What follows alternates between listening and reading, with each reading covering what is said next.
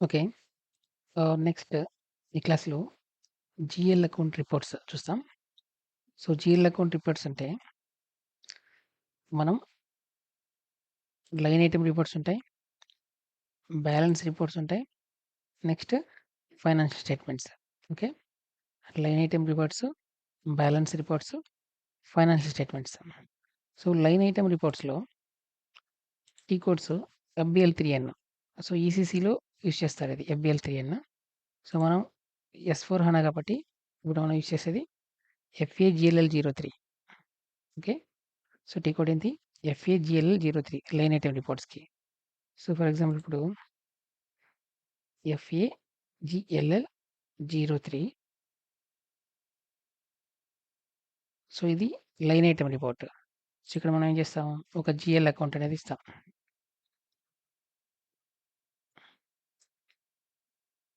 For example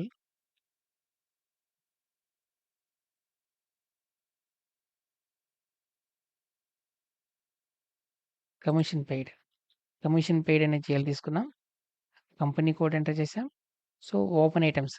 open items మాత్రమే check చేస్తున్నాం. అంటే line item level, line item wise మనం చెక్ చేయొచ్చు. సో, ఓపెన్ ఐటెమ్స్ తీసుకున్నాం. ఎగ్జిక్యూట్. సో, ఇవి లైన్ ఐటెమ్స్. ఓకే. ఇవి line items. So, commission paid అనేది డెబిట్ కదా! పోస్టింగ్‌కి 40.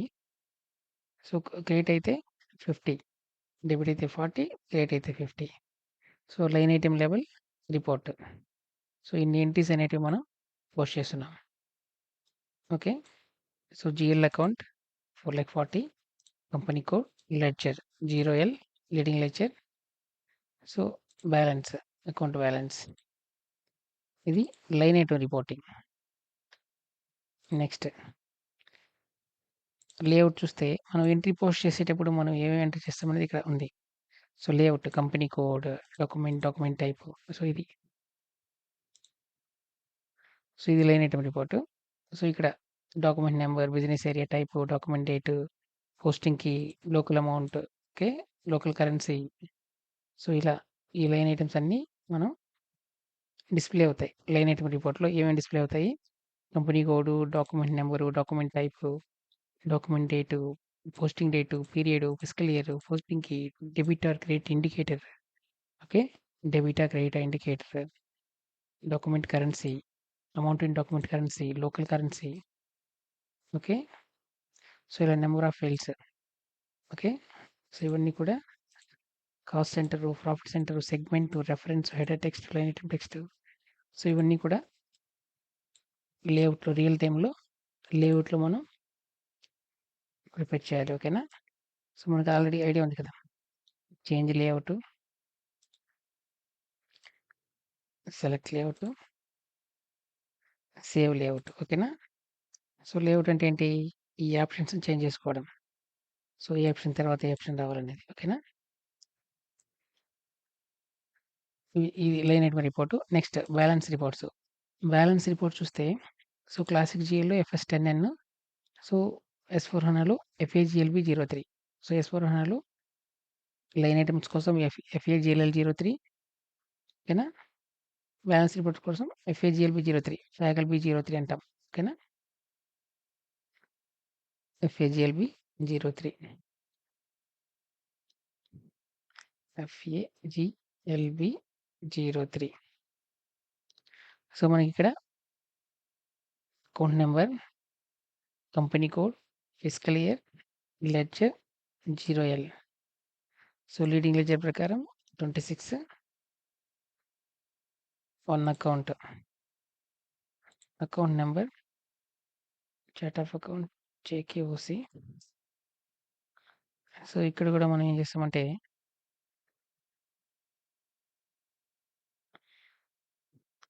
కమిషన్ పెయిడ్ జీఎల్ తీసుకుంటాం. ఓకే. ఎంటర్. 2025 ఉంది fiscal year. Okay.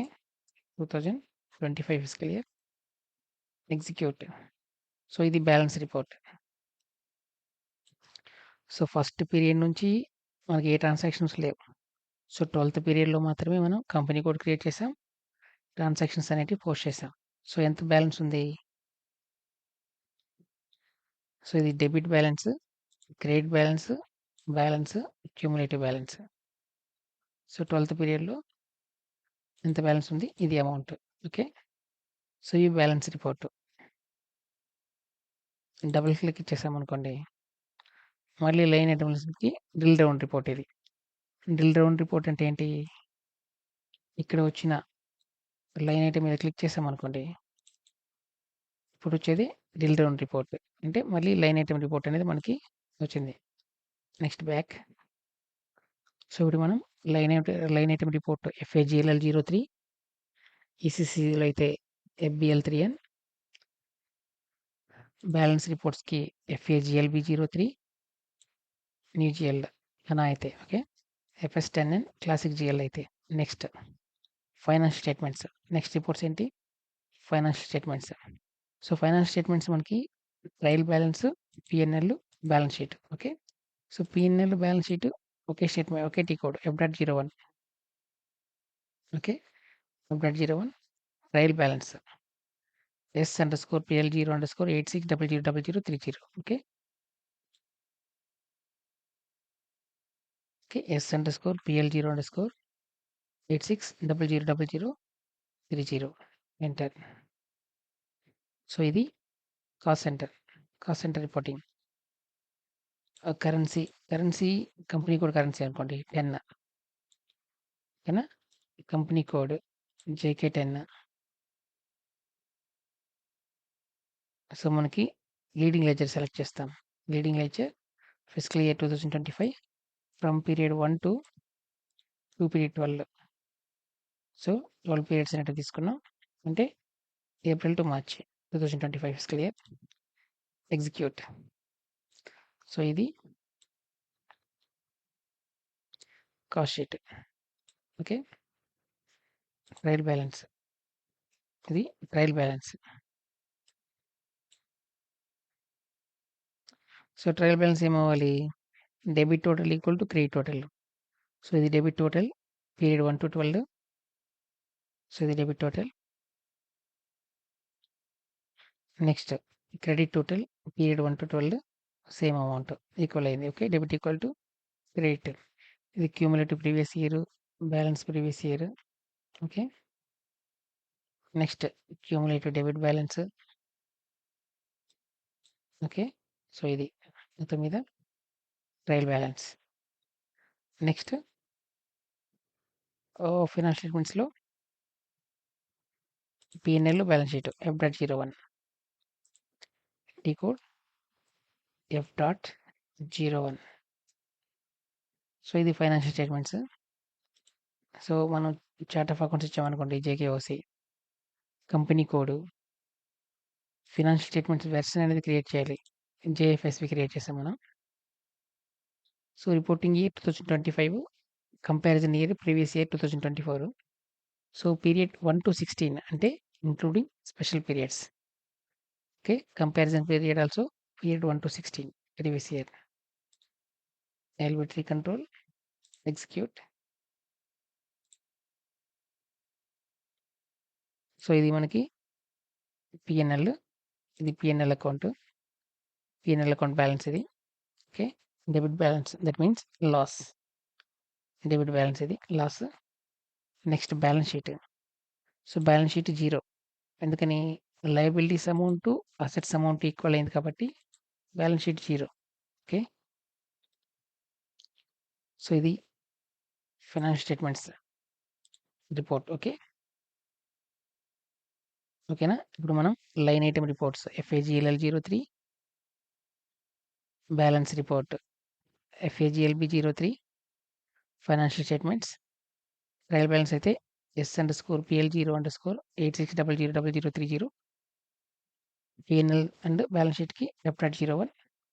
Next ledger comparison. So మనం లెడ్జర్ బ్యాలెన్సెస్ని కంపేర్ చేయొచ్చు. GCAC code. GCAC. సో ఇక్కడ మనకి బేస్ లెడ్జర్. సో నేను లీడింగ్ లెడ్జర్తో non leading ledger GF1 compare చేయాలనుకుంటున్నాను అనుకోండి. So leading ledger 0L, company code JK10, fiscal year 2026, period 1 to 12. Okay. So, comparison ledger J4 నేను ఏ లెడ్జర్‌తో కంపేర్ చేస్తున్నా? J4 okay.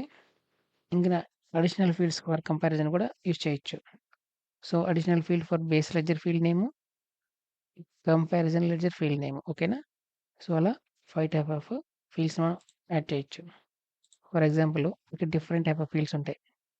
So, debit, credit compare చేయాలా, business transaction category, transaction type, so, cost centre, profit centre, functional area, business area okay. So, ఇలా మనం ఏ ఫీల్డ్‌తో అయినా మనం ఇక్కడ కంపేర్ చేయొచ్చు. సో, టీకు జీసీఏసీ ఎగ్జిక్యూట్ చేసామనుకోండి. సో, ఇలా మనం ఎటువంటి ఫీల్డ్ ఇవ్వలేదు కాబట్టి సో, టోటల్‌గా base ledger, comparison ledger amount తీసుకుంది. ఓకే. సో, డిఫరెన్స్ అయితే నో డిఫరెన్స్. ఎందుకని? సో, ఏదైతే మనం లీడింగ్ లెడ్జర్‌లో పోస్ట్ చేసామో అదే అమౌంట్ నాన్ లీడింగ్ లెడ్జర్‌లో పోస్ట్ చేసాం కాబట్టి ఆటోమేటిక్‌గా so, debit equal to credit అయింది కాబట్టి so, no difference. Okay. So, ఇది కంపారిజన్ లెడ్జర్. ఇంకా టేబుల్ నేమ్స్ చూసామంటే ఇవి common table names. Accounting document హెడర్‌కి BKPF, account document segment line items BSEG okay. FAGLFLEXA. So, ECC new జెల్‌లో general ledger actual line items అయితే FAGLFLEXA okay. FAGL, FLE, EXA okay. FAGLFLEXA. Next ECC new GL FAGLFLEXT okay. So, compatibility view కోసం. ఇంకా ACDOCA. ACDOCA అంటే అది universal journal. Okay. Universal journal entries. ఒకే table name entire items okay. Next ఇది మనం లాస్ట్‌లో discuss చేసుకుంటాం ACDOCA. అంటే మనం ఫర్ ఎస్ఎఫ్ యాక్టివిటీ చేసేటప్పుడు టేబుల్ నేమ్స్ ఎలా ఎక్స్ట్రాక్ట్ చేయాలి. ఓకే. అది మనం డిస్కస్ చేసుకుంటాం don't worry. Next BSAS, BSAS. So, common for accounting secondary index for GL clear diagnose okay. Next BSIS common okay. అంటే ఈసీసీకి, ఎస్/4హనాకి same BSAS, BSIS, BSAS, BSIS okay. Next GL, టీ0. So, ఈసీసీకి ఇది classic GL ఇది. Okay. So, ఇవి table names. ఇది reports. So, అల్టిమేట్‌గా ఇది జీఎల్ అకౌంట్స్ లిస్ట్ కోసం ఎఫ్ఎస్00 ఇండివిడ్యువల్ జీఎల్ మాస్టర్, కేసీహెచ్3 ప్రాఫిట్ సెంటర్ లిస్ట్, కేఎస్13 cost centre list, OKKS to change controlling area, K23 cost element list, FB03 display FI documents, KSB5 display CO documents. So these are the important reports. Okay. So ఇది GL account reports సంబంధించి